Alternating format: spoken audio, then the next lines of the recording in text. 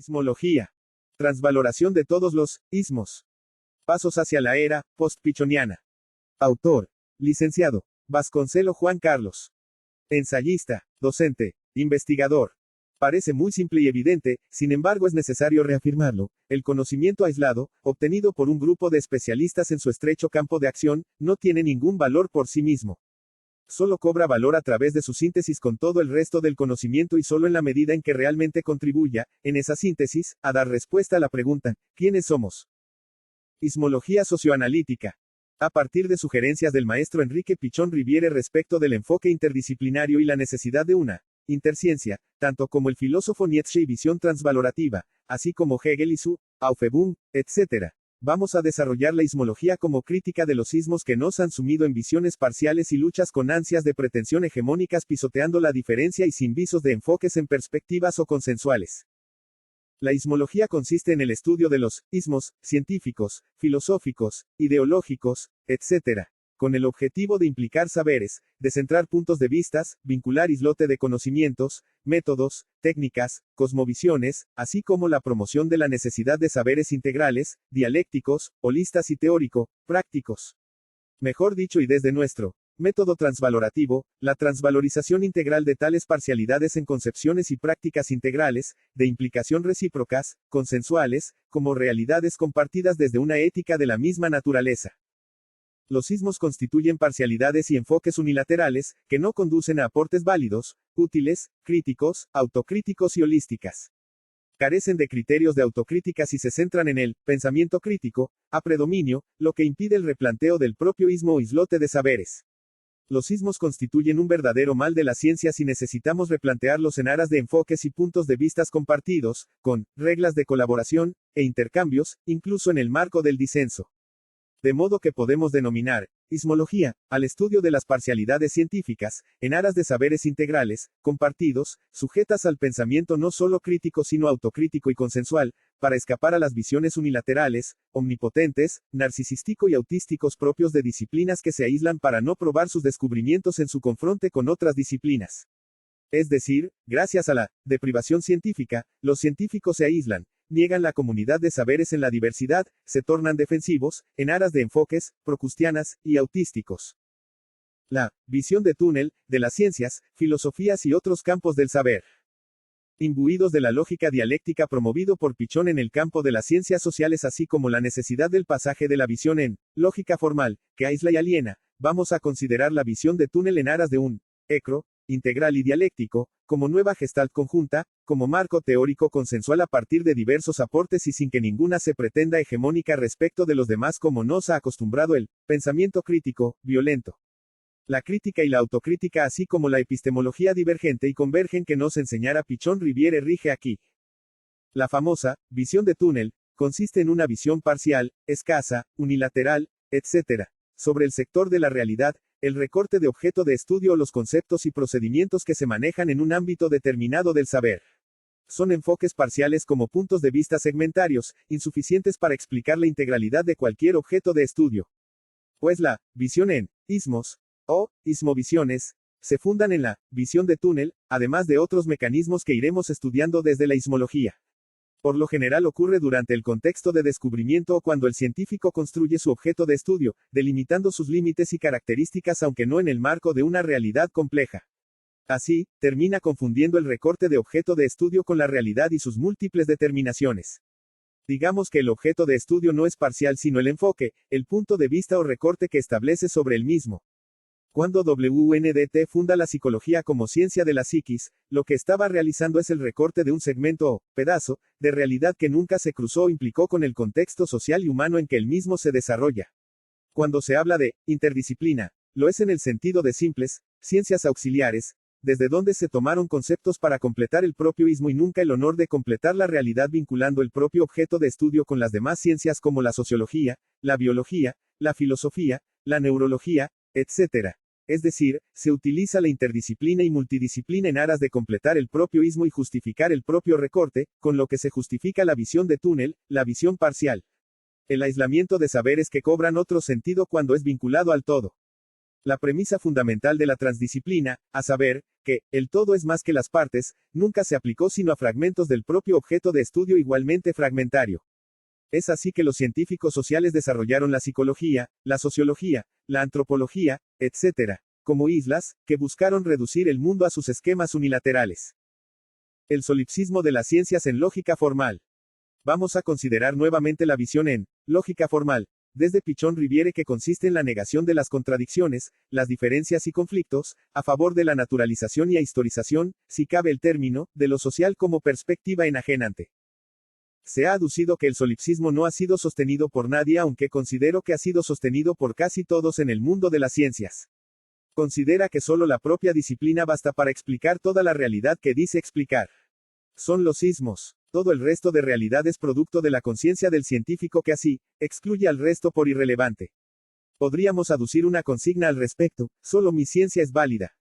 Es una forma de subjetivismo radical en que no se cruzan los saberes con otros aportes, quedando el sujeto con una visión unilateral que no considera, o cuando la considera, aduce una epistemología justificacionista de la propia posición. No existe más que la visión que elabora a partir de su ciencia y engloba el cuadro social, psicológico, sociológico, antropológico, filosófico, etc., en la luz de su propia mirada o paradigma. Incluso la idea de paradigma constituye la definición de una forma de solipsismo. Merced a la postura solipsista de considerar la propia ciencia como hegemónica, acertada y excluyente de los demás, sin ánimo de cruces de conocimientos, el solipsista olvida, invalida, descalifica y no considera la interdisciplina como viable. Menos aún las transdisciplina, por lo que, se recluye en su campo y área de especialización y desde allí engloba a la torta, a partir de la porción que le es inherente. Análisis sin síntesis. En este apartado nos guía la concepción espiralado de la ciencia según Pichon-Riviere y que nos obliga al método dialéctica en la concepción del progreso del saber, de las ciencias, e incluso de los procesos sociales, grupales e institucionales, para un análisis de lo social más objetivo. La dialéctica de las ciencias, como las sociales y humanísticas, fue que todos consideraron un fragmento de realidad o de recorte para su objeto de estudio.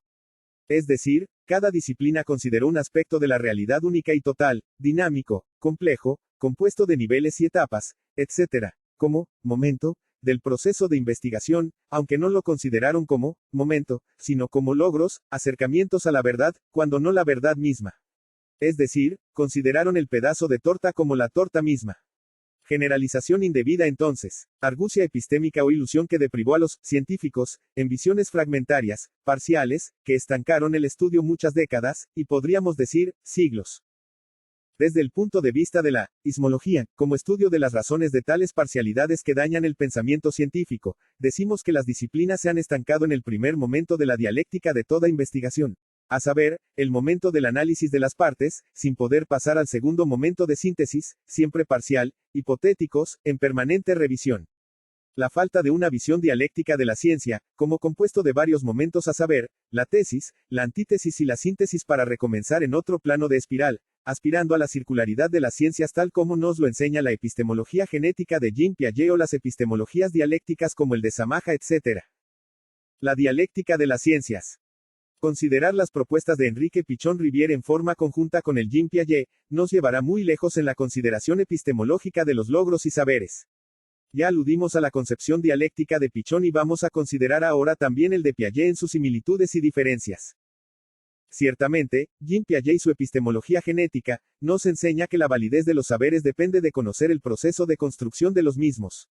Así, la validez de los conocimientos depende de si conocemos el pasaje de menor a mayor conocimiento en el marco de la inteligencia como proceso constructivo y activo del sujeto. Tal progreso de las ciencias desde una epistemología ismológica, nos indica que cada disciplina progresa en espiral, a través de desarrollos evolutivos, sumativos, pero también por momentos de saltos dialécticos de calidad, los famosos saltos cualitativos. Pero es una dialéctica en ismos, través de disciplinas aisladas unas de otras, donde se detiene la dialéctica en lo particular, sin poder encontrar otro método, como la misma dialéctica, de conexión o interacción de todas las disciplinas. Es por ello que acotan el objeto de estudio llevando a su simplificación paradójica, en el marco incluso de superespecializaciones. Mejor dicho, la dialéctica inmanente de cada disciplina, cuando lo es, se recluye en lo particular sin una dialéctica con lo general y lo singular, como dicta la lógica dialéctica. Se obvia la interrelación, interdependencia, correlación, etc., de las ciencias merced a que estudian un aspecto aislado de una realidad unitaria y dialéctica.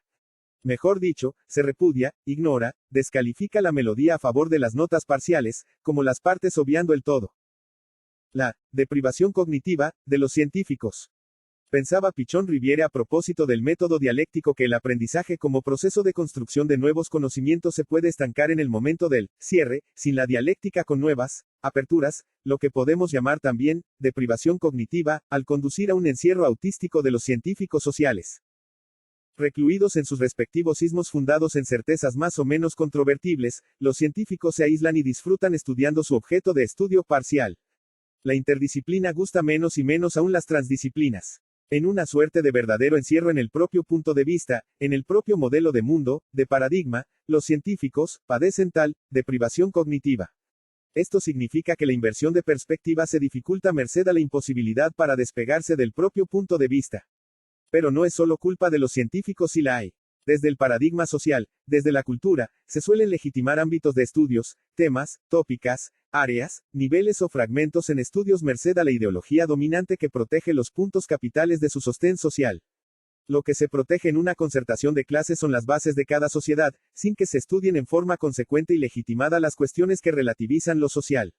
Un verdadero proteccionismo social y de clases, que lleva a que los estudiosos estudien temas que no atacan el núcleo fuerte del paradigma social como las instituciones capitalistas, el papel de la democracia como instrumento de dominación y legitimación social, los medios, el capital, las empresas, las leyes y el sufragio, etc., que sostienen el orden social. Todo lo que ataca tales no es financiado ni incentivados ni se les brinda oportunidad. De modo que la deprivación mental de los científicos recibe un empuje social además del paradigma cognitivo de estudiar las partes, como en química, dividiendo el objeto de estudio, para luego llegar a conclusiones. Pero se quedaron en el momento de justificar el orden de opresión, sin tratar métodos o técnicas que ayudarían a la equidad social, investigando, por ejemplo, en las instituciones, cosas productivas, útiles a la libre empresa y nunca para terminar con la pobreza, un aparto que abarate la luz, los servicios, etc. Se quedaron también en el momento del análisis, en las partes, sin poder conectar las diversas disciplinas en una interciencia o transdisciplina que nos brinde miradas más holistas y soluciones a un mundo en crisis. El pensamiento crítico es autoritario. Ya afirmamos en capítulos anteriores, el pensamiento crítico sin autocrítica es parcial, tal como ya lo indicó el maestro Pichon Riviere. Vamos a desarrollar este tópico de gran actualidad en los debates merced a que el pensamiento crítico es el paradigma de los progresos en el campo del saber. Vamos a considerar su faz verticalista, colonizador y autoritaria en aras de la dialéctica crítica, autocrítica como nos lo indicó en Teoría del Vínculo. En muchas disciplinas como la sociología, la pedagogía, historia, etc., el pensamiento crítico aparece hoy día como el parangón de las deliberaciones, como paradigma del disenso y los debates sociales y políticos. Pero se detuvo la dialéctica entre el pensamiento crítico y el autocrítico, que, cuando hay desequilibrios, terminamos en la crítica destructiva, descalificatoria, invalidante, que lleva a confrontaciones, a la formación de enemigos, a la pérdida del consenso. En el afán de criticar las certezas, las diversas formas de dogmatismos, y en aras de una relativización, se consideró al pensamiento crítico como un instrumento idóneo. Pero se centra en el interlocutor, en el diferente, en quien defiende su perspectiva, su paradigma, su visión, su estilo de vida con el objetivo de demostrar errores, falsedades, contradicciones, etc. Aunque el error de estimación aparece muy claro, se es crítico desde el propio paradigma, cuando nos cansamos de repetir desde Feyerabend que los paradigmas son inconmensurables, que no hay posibilidad de invalidar una a partir de la otra, ni menos de criticar otra visión desde otra visión. Es un intento de colonización del otro y un error epistémico. El proceso consiste en asimilar la postura o idea del otro al propio modelo, lo que ya aparece como procustiana, como el hecho de Procusto en que se fuerzan las ideas para asimilarlas al propio sistema de ideas. Es ya una forma de autoritarismo. Luego, se busca invalidar a partir de la propia interpretación fundada en el propio paradigma, lo que implica darle otro sentido a las ideas del otro. Lo que ocurre es que se intenta forzar creencias, ideas, ideologías, etc., o imposición.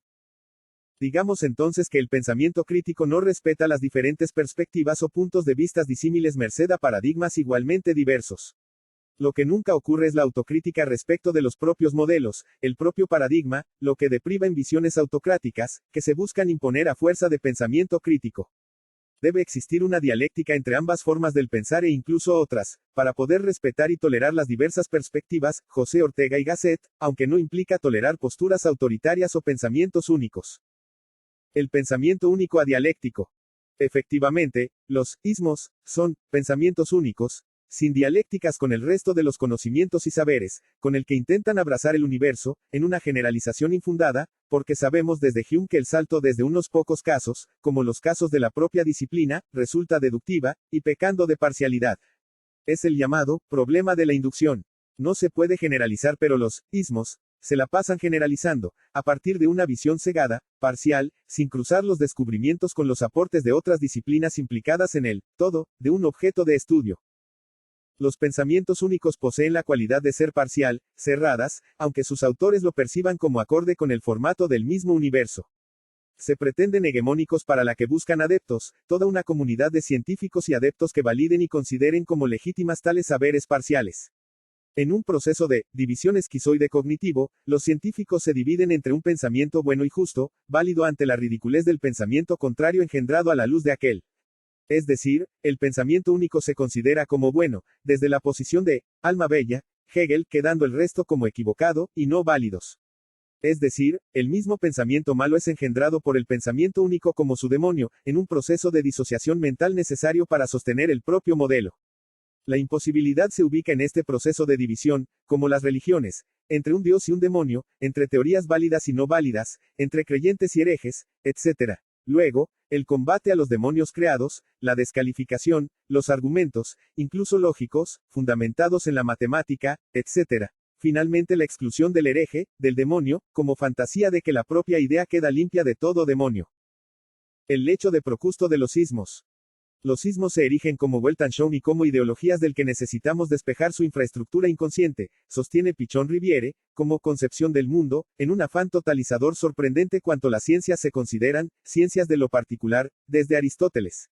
Esta idea aristotélica contribuyó a consolidar la fragmentación disciplinar, llevando al contrasentido de las ciencias. Si bien se los considera instrumentos de conocimientos, de propuestas, de logros tecnológicos, etc. Terminaron enajenando, alienando, merced a la dispersión disciplinar. Pero la norma actual en materia de ciencias es que están dispersas, con visos de interdisciplina, quedando en el enfoque transdisciplinar relegado al limbo. Peor aún, cada disciplina se pretende totalizador, integral, desde una visión narcisístico de los científicos, que consideran el pensamiento crítico como instrumento de imposición, antes que de validación. Es decir, verdaderos procustos, que utilizan la verborragia y las pseudologías fantásticas para imponerse. Ya han olvidado que estudian un aspecto, proceso, mecanismo, faz, arista, etc. del objeto de estudio y la realidad. Decimos, lecho de Procusto, de las ciencias porque los paradigmas dispersos son como la camita de Procusto, aquel bandido del Ática, que, bondadoso, te invitaba a comer y beber para luego invitarte a su lecho donde nadie cuadra, porque la camita deja piernas y cabezas de sobras, lo que Procusto procede a cortar luego de que el susodicho se duerme. Lo mismo su otra cama, la grande, donde nadie coincide y todos quedamos chiquitito, por lo que, el procedimiento es estirar el cuerpo, descoyuntando articulaciones y músculos, hasta que coincida con el propio paradigma, modelo, hipótesis, etc. Un verdadero monstruo. En las ciencias exactas y naturales es menos notorio aunque la dispersión aparece muy claro. En las ciencias sociales y humanísticas resulta acentuada porque allí sobran modelos explicativos, teorías dispersas, paradigmas, etc. que los científicos sociales aplican con fervor. La espiral dialéctica de las ciencias. Contrariamente a los ismos o islote disciplinares, deprivados en aspectos parciales de una realidad unitaria, las interciencias, las interdisciplinas y como ámbito superador, las transdisciplinas, constituye la espiral dialéctica de las ciencias. Las disciplinas constituyen fragmentos que necesitamos vincular, poner en interacción dialéctica, compartir conocimientos, técnicas, métodos, etc. en aras de una visión integral aunque en dialéctica. Las disciplinas como la psicología, la sociología, la historia, la antropología, etc. deben ser recíprocos, con intercambios de saberes aunque no en el sentido imperialista de la episteme porque tomar un aporte y asimilar sus términos al propio marco de ideas es asimilativo, como colonización conceptual, sin ánimo de resignificar las propias ideas en función de las nuevas. De esta manera, el progreso de las ciencias debe ser dialéctico, en planos sucesivos, en espiral, gracias a un nuevo nivel, dimensión o plano donde se significan todos los aportes desde la Aufhebung Esta última implica la incorporación, negación, aunque superados en un plano superior, como momento del acontecer científico, comenzando otra serie de tesis, antítesis y síntesis sucesivos. Un método contrario a los ismos, el método transvalorativo. Un método elaborado por mí para, significar, o resignificar en forma recíproca, todos los aportes de las disciplinas parciales, en un nuevo plano, nivel o dimensión a partir de un objeto también emergente gracias a la UFEBUM. El foco del método transvalorativo o de resignificación integral de todos los términos, métodos, teorías, etc. es la elaboración de una transdisciplina, en el caso de las humanísticas una, humanología integral. Consiste en la superación de los términos aislados, en ismos en aras de conceptos integrales, holistas, aunque sin obviar la dialéctica inversa de estudiar las partes. Lo que los ismos detuvieron fue el progreso de las ciencias en el momento de lo particular, a falta de enfoques holistas, imposible sin un método holista como es el método transvalorativo. Desde el método transvalorativo, cada aporte, cada concepto, es vinculado, resignificado en función de un objeto integral mayor, más acorde con la complejidad del mismo, considerando que el todo es más que las partes, buscando una verdad ampliada, más cercado a la verdad de las cosas. De los ismos a las transdisciplinas. Pichon nos enseñó de la necesidad de la interdisciplina así como de la interciencia, que en su época se encontraba en boga. Lo que vamos a realizar es hacer honor a su concepción dialéctica del desarrollo de las ciencias y dar el paso siguiente que consiste en construir transdisciplinas. Tal el momento dialéctico actual que obliga a las disciplinas inconexas y parciales a cooperar en la integración recíprocas de sus concepciones y métodos y poder llegar así a visiones holistas, integrales y en dialécticas a su vez con las disciplinas de bases que aportar conceptos particulares, singulares, que se requieren para las conceptualizaciones transvalorativas y transdisciplinares. Tal la tarea para los post-pichonianos. Acostumbrados a los ismos, la ciencia se desarrolló en el marco de ideas acotadas, intradisciplinares, hasta especializaciones donde el objeto fragmentario se fragmenta aún más en partes, parcelas especializadas, a los fines de profundizar en su estudio. Pero, si aplicamos el principio de incertidumbre, de Heisenberg, sabremos que pierden la trayectoria del objeto de estudio que es concatenarse cuan nota con el resto de la melodía de las transdisciplina, en el nombre de la localización. De modo que necesitamos salir de los ismos, de los capitalismos, cientificismos, sociologismos, psicologismos, psicoanalismos, etc. a los fines de una visión holista. Cada disciplina no es más que la nota de una melodía y necesitamos el cruce, los intercambios, las confrontaciones en el marco del disenso y el consenso, para lograr saberes válidos en el marco de una visión holista y no autorreferencial de las disciplinas estancos. Cada disciplina aporta una mirada parcial, según su posición respecto del saber y el objeto y lo que necesitamos son multi y transdisciplinas dialécticos, sin sectarismos ni fobia al enfoque holista. El saber de un ámbito del saber no vale nada si no es concatenada con el resto de los aportes y en función de la praxis. El error de paralaje nos indica que según la posición obtenemos una mirada diferente y necesitamos transvalorizar en un nuevo nivel, plano dimensión todos los aportes fragmentarios. Tal el deseo de la ismología, como crítica de los ismos del saber, cualquiera sea su ámbito, ya sea en el arte, la religión, las ideologías, etc.